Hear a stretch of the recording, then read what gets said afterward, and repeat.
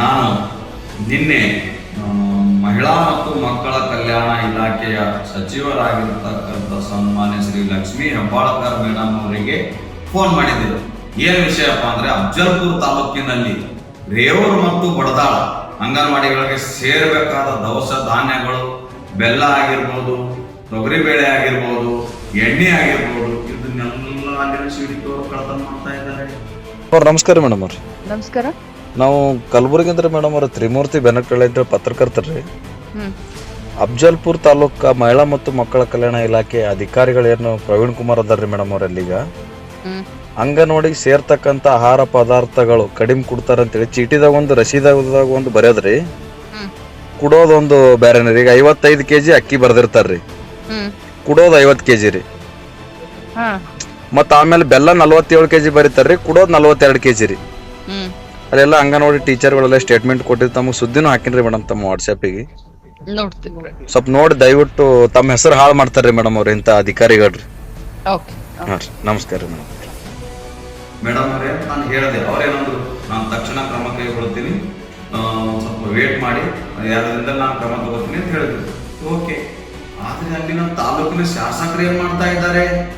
ಶಾಸಕರ ಗಮನಕ್ಕಿಲ್ವಾ ಇದು? ಎಂ.ಐ. ಪಾಟೀಲ್ ಅವ್ರ ಗಮನಕ್ಕಿಲ್ವಾ? ಎಂ.ಐ. ಪಾಟೀಲ್ ಅವರೇ, ತಾವು ನೋಡ್ರಿ, ಹಿರಿಯ ಶಾಸಕರಿದ್ದೀರಿ, ನಿಮ್ಮ ತಾಲೂಕಿನಲ್ಲೇ ಈ ತರ ಭ್ರಷ್ಟಾಚಾರ ನಡೀತಾ ಇದೆ ಮಹಿಳಾ ಮತ್ತು ಮಕ್ಕಳ ಕಲ್ಯಾಣ ಇಲಾಖೆಯಲ್ಲಿ. ಅಲ್ಲಿನ ಸಿಡಿಪಿ ಆಗಿರ್ತಕ್ಕಂಥ ಪ್ರವೀಣ್ ಕುಮಾರ್ ಅವರು ಬಡವರ ಹೊಟ್ಟೆಗೆ ಸೇರಬೇಕಾದ ಆಹಾರ ಪದಾರ್ಥಗಳು ಅವರ ಮನೆ ಸೇರ್ತಾ ಇದೆ. ಅಲ್ಲಿನ ಅಂಗನವಾಡಿ ಟೀಚರ್ ಹೇಳ್ತಾರೆ, ಸರ್ ಸುಮಾರು 4 ರಿಂದ 5 ತಿಂಗಳಾಯ್ತು ಇದೇ ರೀತಿ ನಮ್ಗೆ ಕಡಿಮೆ ಫುಡ್ ಬರ್ತಾ ಇದೆ ಅಂತೇಳಿ. ಆಮೇಲೆ ಡೇಟ್ ಡಿಬಾರ್ ಆಗಿರೋ ಫುಡ್ ಕೊಡ್ತಾರೆ. ಇದಕ್ಕೆ ಜವಾಬ್ದಾರಿ ಯಾರ್ರಿ? ಜವಾಬ್ದಾರಿ ಯಾರು ತಗೋತೀರಾ? ಏನು ಇದಕ್ಕೆ ಸಂಬಂಧಪಟ್ಟ ಡಿ ಅವ್ರು ತಗೋತಾರೋ, ಇದಕ್ಕೆ ಸಂಬಂಧಪಟ್ಟ ಸಚಿವರು ತಗೋತಾರೋ, ತಾಲೂಕಿನ ಶಾಸಕರು ತಗೋತಾರೋ, ಪ್ರವೀಣ್ ಅವರು ತಗೋತಾರೋ? ನಾಳೆ ಮಕ್ಕಳಿಗೆ ಏನಾದ್ರು ಹೆಚ್ಚು ಕಡಿಮೆ ಆದ್ರೆ ನಿಮ್ಗೇನಾಗ್ಬೇಕು ಬಿಡ್ರಿ, ಬಡವ್ರ ಮಕ್ಕಳಲ್ಲ ಅವರು. ಅದಕ್ಕೆ ದಯವಿಟ್ಟು ಹೇಳ್ತೀನಿ, ಇಂಥ ಭ್ರಷ್ಟ ಅಧಿಕಾರಿಗೆ ತಾವು ಕಠಿಣ ಶಿಕ್ಷೆಯನ್ನು ವಿಧಿಸಬೇಕಂತ ನಾನು ಹೇಳ್ತೀನಿ. ಯಾಕಂದ್ರೆ ಅಫ್ಜಲ್ಪುರ್ ತಾಲೂಕಿನಿಂದ ಅವರಿಗೆ ತೆಗೆದು ಹಾಕಬೇಕು ತಾವು. ಯಾಕಂದ್ರೆ ಇವರು ಬಂಧನ ಹಿಡಿದು ಇದೇ ರೀತಿ ಫುಡ್ ಸಪ್ಲೈ ಆಗ್ತಾ ಇದೆ ಅಂತ ನೇರವಾಗಿ ಆರೋಪ ಮಾಡ್ತಾರೆ ಅಂಗನವಾಡಿ ಕಾರ್ಯಕರ್ತರು. ಮತ್ತೆ ನನ್ನ ಹತ್ರ ಎವಿಡೆನ್ಸ್ GPS ಫೋಟೋ ಇದೆ. ನನಗೆ ಡಿ ರಾಜ್ಕುಮಾರ್ ಅವ್ರು ಏನ್ ಕೇಳ್ತಾರೆ ಅಂದ್ರೆ, ನಾನು ಕ್ರಮ ತಗೋತೀನಿ, ಹಂಗೆ ಕೊಡ್ತಾರ ಅಂತ ಹೇಳ್ತಾರೆ ಅವರು. ಹಂಗೆ ಕೊಡ್ತಾರೆ ಅಂದ್ರೆ ನಾವು ಸುಮ್ಮನೆ ಆಟ ಆಡೋಕೆ ಹೋಗಿರ್ತೀವ? ಅಲ್ಲಿ GPS ಫೋಟೋ ಇದೆ, GPS ವಿಡಿಯೋ ಇದೆ, ವಿತ್ ಆ ಫುಡ್ ಸಪ್ಲೈ ಮಾಡಿ ಡೇಟ್ ಡಿಬಾರ್ ಆಗಿರೋ ತೊಗರೆಕಾಳಿನ ಫೋಟೋ ಇದೆ. ಆಮೇಲೆ ಮೊಟ್ಟೆ ಹಗರಣಗಳು ನಡೀತಾ ಇದೆ.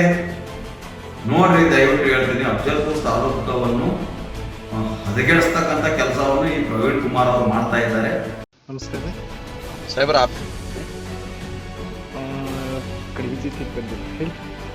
ಮತ್ತೆ ಈಗ ಅಫ್ಜಲ್ಪುರ್ದೊಂದು ಸುದ್ದಿ ಮಾಡಿದೆ, ನೋಡಿದ್ರಿ ಸಾಹೇಬ್ರ? ಯಾವುದು? ರೇವೂರ್ ಮತ್ತು ಬಡದಾಳ. ನೀವು ನಿನ್ನೆ ಮೆಸೇಜ್ ಹಾಕಿದ್ರಲ್ಲ? ಹೌದ್ರಿ. ಆಮೇಲೆ ನಿಮ್ಮ ಅಲ್ಲಿನ CDP ಅವರು ನಿನ್ನೆ ರಾತ್ರಿ ನನಗೆ ಬ್ಲಾಕ್ ಮೇಲ್ ಮಾಡ್ತಾರೆ ಅವ್ರು, ನಾನು ದುಡ್ಡು ಕೇಳಿದ್ದೀನಿ ಅಂತೇಳಿ. ಏನಾದ್ರೂ ಆಧಾರ ಇದ್ರೆ ಅವರು ಪೊಲೀಸ್ ಸ್ಟೇಷನ್ ಮೆಟ್ಲಿ ಇರ್ಬೋದಲ್ಲ, ನನಗೆ ಮೆಸೇಜ್ ಮಾಡ್ಬೇಕು? ಏನಂತ? ನಾನು ಅವ್ರಿಗೆ ದುಡ್ಡು ಕೇಳಿದ್ದೀನಂತ ನಾನು ಏನಾದ್ರು ಫೋನ್ ಪೇ ಹಾಕೊಂಡಿರ್ಬೋದಾ, ಮೆಸೇಜ್ ಮಾಡಿರ್ಬೋದಾ? ಅವ್ರಿಗೆ ಏನಾದ್ರು ಫೋನ್ ಹಚ್ಚಿ ಮಾತಾಡಿದ ಆಡಿಯೋ ರೆಕಾರ್ಡಿಂಗ್ ಇರ್ಬೇಕಲ್ಲ ಅವ್ರ ಹತ್ರ, ಒಬ್ಬ ಪತ್ರಕರ್ತರ ಮೇಲೆ ಆರೋಪ ಮಾಡ್ಬೇಕಾದ್ರೆ. ನಂದು ವಿಜಯ್ ಟಿವಿ ಅಂತೇಳಿ ಮತ್ತು ಕಲಬುರಗಿ ಕಲರ್. ಕಲಬುರಗಿ ಕಲರವ ಪೇಪರು. ಆಮೇಲೆ ಅಲ್ಲಿ ಇರ್ತಕ್ಕಂಥ ಅಂಗನವಾಡಿ ಟೀಚರ್ ಹೇಳಿದ್ದಾರೆ, ಮಾಲು 55 kg ಬರೀತಾರೆ, 50 kg ಕೊಡ್ತಾರೆ ಅಕ್ಕಿ. ಬೆಲ್ಲ 47 kg ರಶೀದಿಯಲ್ಲಿ ಬರೀತಾರೆ, 42 kg ಕೊಡ್ತಾರೆ. ಎಣ್ಣೆ 4 ಪ್ಯಾಕೆಟ್ ಬರೀತಾರೆ, 3 ಪ್ಯಾಕೆಟ್ ಕೊಡ್ತಾರ. ಆಮೇಲೆ ತೊಗರೆಕಾಳು ಏನ್ ಕೊಟ್ರಲ್ಲ, ಡೇಟ್ ಡಿಬಾರ್ ಆಗಿ ತೊಗರೆಕಾಳು ಕೊಡ್ತಾರೆ. ಹೆಂಗ್ ಸರ್ ಇದು? ಡೇಟ್ ಬಾರ್ ಆಗಿದ್ದೇನು ಇರಲ್ಲ ಸರ್. ನನ್ನ ಹತ್ರ ವಿತ್ ಪಾಕೆಟ್ ಫೋಟೋ ಇದೆ ಸರ್, GPS ಫೋಟೋ. ಅದಕ್ಕ ಅವ್ರು ನಿನ್ನೆ ಈ ತರ ಮೆಸೇಜ್ ಮಾಡಿ ಪತ್ರಕರ್ತರೆ ಬ್ಲಾಕ್ ಮೇಲ್ ಮಾಡ್ತಾರೆ, ಸರಿ ಅನಿಸ್ತದೇನು ಹೇಳ್ರಿ? ಇಲ್ಲ, ನಾನು ಮಾತಾಡ್ತೀನಿ. ಅವ್ರು ಇದ್ರದ್ದು ಡೇಟ್ ಬಾರ್ ಆಗಿದ್ದು ಸಮ್ ಟೈಮ್ ಏನ್ ಮಾಡಿರ್ತಾರ, ಅವ್ರು ಹಾಕಿರ್ಲ ಇವ್ರಿಗೆ, ಅಂದ್ರೆ ಬೆನಿಫಿಷರಿಗೆ ಅಲ್ರಿ ಸರ್. ಹಂಗಲ್ರಿ ಇವ್ರ ಏನ್ ಮಾಡ್ತಾರ, ಇವ್ರನ್ ಕತ್ತಿ ಕಾಯ್ತಾರ್ರಿ ಅಫ್ಜಲ್ಪುರ್ CDP ಅವ್ರಿ.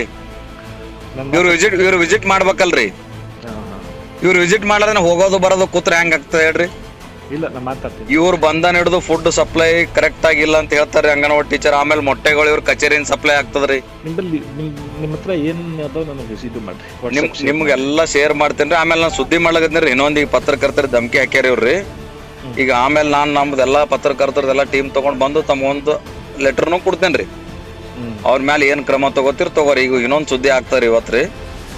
ಸರಿಯಲ್ಲ ಅಲ್ರಿ, ಈಗ ನೀವು ಒಂದು ಒಳ್ಳೆ ಹುದ್ದೆಯಲ್ಲಿ ಇದ್ದೀರಿ, ಯಾರಿಗ ಮೇಲಾದ್ರೂ ಆರೋಪ ಮಾಡ್ಬೇಕಾದ್ರೆ ನಿಮ್ಮಲ್ಲಿ ಏನಾದ್ರು ಎವಿಡೆನ್ಸ್ ಇದ್ರೆ ಆರೋಪ ಮಾಡ್ಬೇಕಲ್ರಿ. ಮತ್ತೆ ಎವಿಡೆನ್ಸ್ ಇರ್ಲಾರ್ದೇನೆ ಆರೋಪ ಮಾಡೋ ಸರಿ ಅಲ್ರಿ ಅಣ್ಣ. ತ್ರಾಸ ಆಗ್ತದ್ರಿ. ನಾವು ಸೋಷಿಯಲ್ ಕೆಲಸ ಮಾಡ್ತೇವ್ರಿ, ಮತ್ ತ್ರಾಸ ಆಗಲ್ಲ ನೋಡ್ರಿ. ನೀವು ನಿನ್ನೆ ಆಫೀಸ್ ಬೆಳಗ್ಗೆ ಆಫೀಸ್ ಬಂದ್ರೆ ನಾ ನಿಮ್ಮ ಆಫೀಸ್ ಬರ್ತಾ ಇದ್ದೆ, ಅದಕ್ಕೆ ನಿಮ್ಗೆ ಫೋನ್ ಮಾಡಿದೆ. ಬರ್ರಿ, ನಾ ಒಂದು ಹಾಫ್ ಆನ್ ಅವರಿಗೆ ಬರ್ತೀನಿ. ಈ ಕಡೆ ಇದ್ರದ್ದಾಗಿದ್ದೀನಿ, ವಿಸಿಟ್ ಆಗಿದ್ದೀನಿ. ಹಾ ರೀ, ಬರ್ರಿ. Okay okay okay. ದಯವಿಟ್ಟು ಇದಕ್ಕೆ ಸಂಬಂಧಪಟ್ಟ ಇಲಾಖೆಯ ಸಚಿವರಾಗಿರ್ಬೋದು, ಸಂಬಂಧಪಟ್ಟ ಅಧಿಕಾರಿಗಳಾಗಿರ್ತಕ್ಕಂಥ DD ಸಾಹೇಬ್ ರಾಜ್ಕುಮಾರ್ ಸಾಹೇಬರಾಗಿರ್ಬೋದು, ಮತ್ತೆ ನಮ್ಮ ಜಿಲ್ಲಾ ಪಂಚಾಯತಿ CO ಸಾಹೇಬರಾಗಿರ್ಬೋದು, ಮತ್ತೆ ಇಲ್ಲಿನ ಜಿಲ್ಲಾಧಿಕಾರಿಗಳ ಈ ಕಡೆ ಗಮನ ಕೊಡಬೇಕು. ಮತ್ತೆ ತಾಲೂಕಿನ ಶಾಸಕರು ಎಲ್ಲಕ್ಕಿಂತ ಹೆಚ್ಚಾಗಿ ಗಮನ ಕೊಡಬೇಕು. ಇದನ್ನೆಲ್ಲ ತಾವು ನೋಡ್ಬೇಕು.